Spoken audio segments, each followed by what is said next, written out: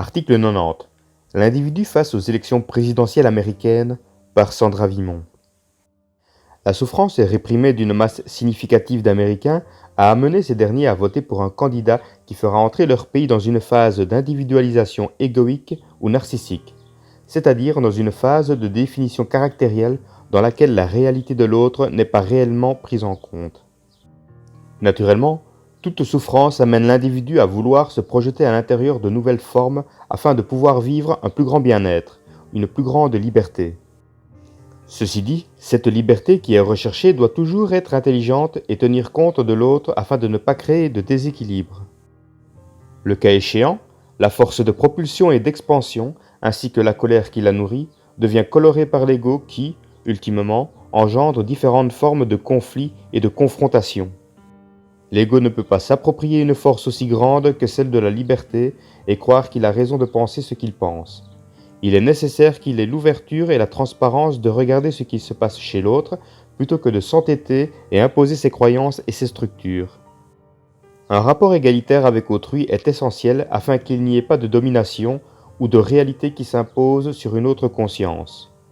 Lorsque la raison égoïque ou subjective d'un individu mène à la domination, le déséquilibre qui est engendré fait naître une tension intérieure ou de la souffrance chez l'ego qui l'a subie.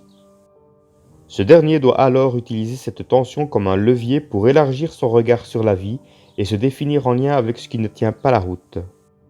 Son objectivité de conscience est ce qui lui permet d'établir son identité en tenant compte de sa sensibilité, tout en comprenant où se situe l'autre.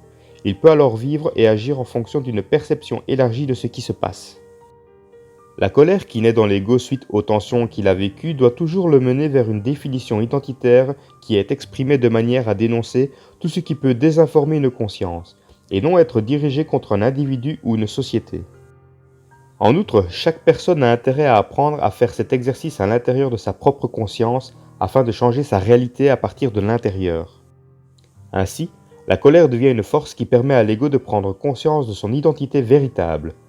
Il utilise cette colère pour brûler toute forme de mensonge qui le désinforme dans sa tête et qui l'empêche de se connaître et d'être bien, plutôt que de laisser cette énergie se transformer en haine destructrice contre soi ou contre l'autre.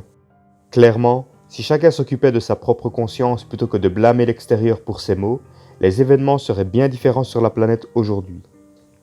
Ceci rappelle que l'individu contient en lui une réelle force de changement, et cette force doit toujours provenir de son intérieur et non l'extérieur.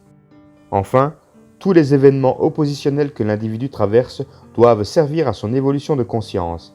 Ainsi, il se libérera de toute forme de subjectivité qui l'amène à marcher main dans la main avec les forces descendantes ou égoïques en lui.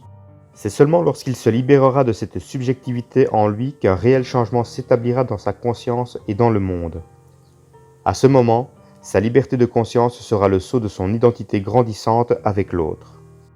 Cet article provient du site www.supramental.biz, Voix narrative d'Orion Roméo.